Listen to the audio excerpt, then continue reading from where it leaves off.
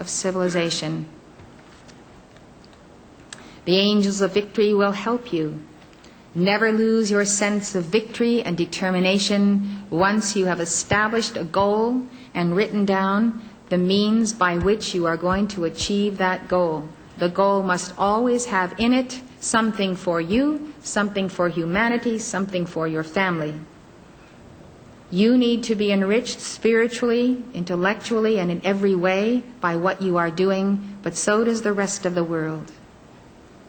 And it's a great joy to see that something you have done has helped people. The angels of victory are fierce, and they have a tremendous determination, and they infuse you with that God determination.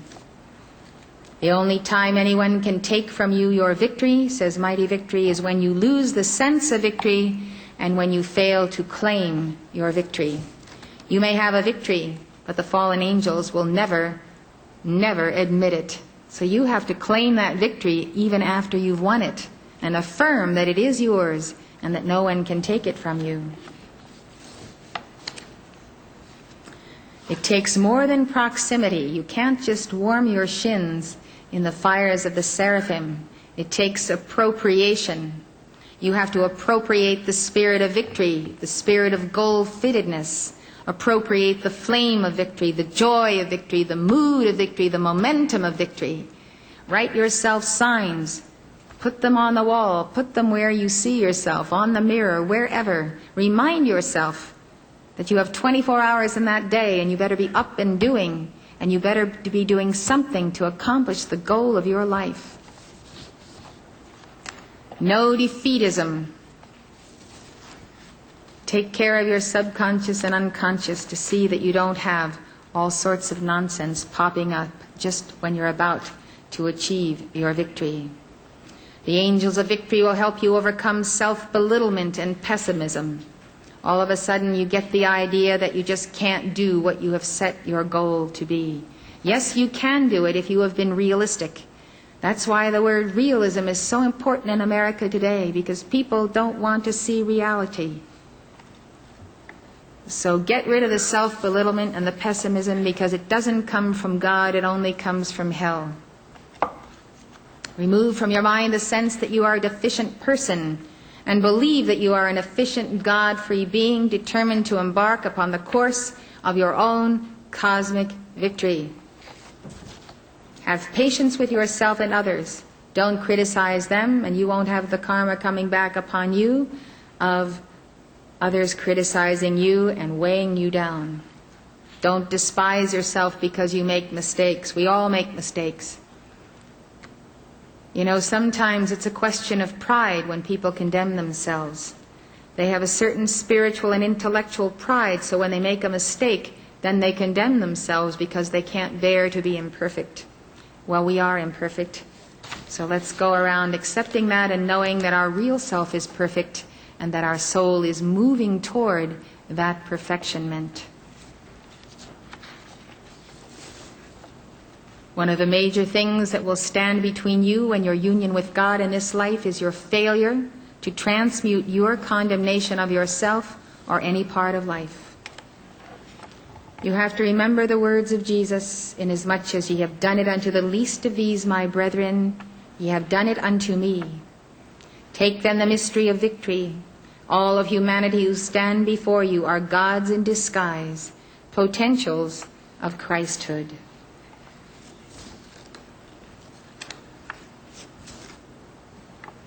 One of the most important things in goal-fittedness is to be a disciple of Jesus or Gautama, or of someone who is a great teacher of the past or the present.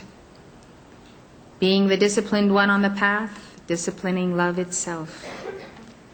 Then you have to have a sense of humor and greet your challenges with joy. You get pretty seasoned after a while. The challenges are going to be coming your way with regularity. I finally woke up one day and I said to myself, all these different crises that I handle regarding the persecution of the church and this and that and the next thing that's going on. And I used to be very concerned and very bowed down.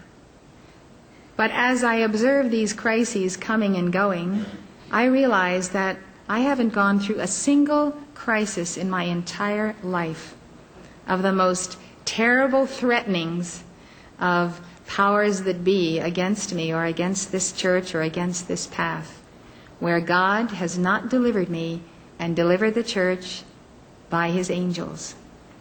So I finally said to myself, you're not going to let any crisis move you at all ever again, because you know the outcome. God is going to save you. Instead of being moved and bowed down, you get to the altar and you pray without ceasing, and you give the calls to God and you empower the angels to deliver you, and they will. I tell you, it is such a freedom. It is such a freedom for success to know that you are simply in the absolute determination that nothing is going to take from you your success, no matter what, because God has willed that you serve, God has willed that you have this church, this organization, and that you bring this message to the world. This is such an amazing thing, no longer to be moved by those engines and sirens of hell that tell you this terrible calamity is coming upon you. I want you all to be free today from that fear that anything can come near you that can ultimately destroy you. Do not believe it, because God is in you and his angels are ready to help you.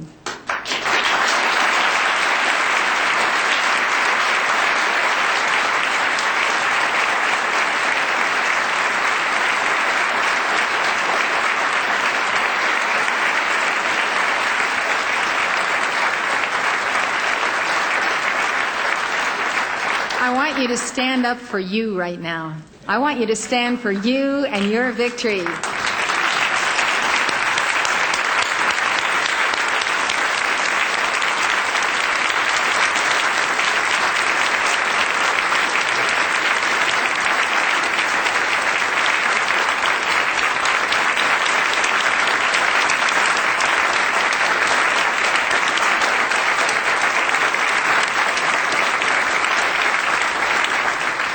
I want you to taste your victory, smell your victory, imbibe your victory, be your victory.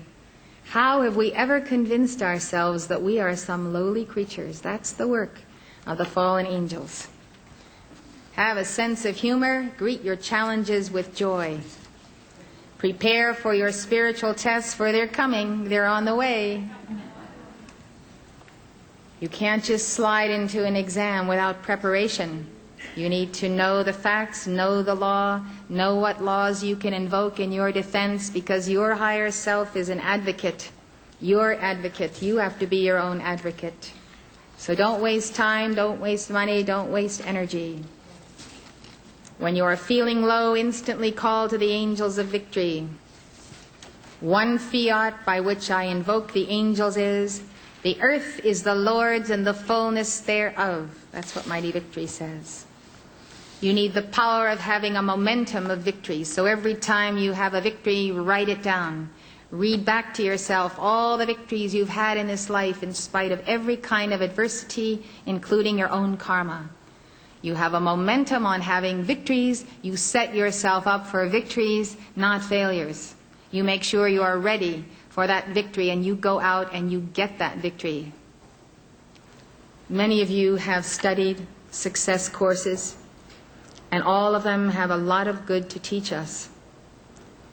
I think it's important that you look at the 7 Habits of Highly Effective People by Stephen Covey and the lecture I've given on that. You can always learn from successful people, and many successful people are writing good books. All you have to do is to take the teachings of the angels and the decrees and the violet flame and combine the spiritual path with what has made people in America successful, whether you study Dale Carnegie or Napoleon Hill or more recent speakers that are outspoken. There are formulas for success. You can go out and find them, study them, and follow them step by step as they are taught. But the only lasting success you will ever have is when you take those principles and put them on the foundation of the rock of your own personal Christhood, and stop being a house divided. Decide once and for all that you can trust God, you can trust your inner self, and that you can win. The preceding lecture was given by Elizabeth Clare Prophet, world-renowned author and spiritual teacher. This has been a presentation of the Summit Lighthouse, an international spiritual organization dedicated to universal enlightenment. Founded in 1958, the Summit Lighthouse has been a beacon of truth to thousands worldwide and a leader in New Thought spirituality. For your free gift and an introductory package from the Summit Lighthouse, please call 1-800-245-5445 or visit our website at www.summitlighthouse.org. Outside the U.S., dial 1-406-848-9500 or write to the Summit Lighthouse, Attention Customer Service, P.O. Box 5000, Gardner, Montana, 59030, USA.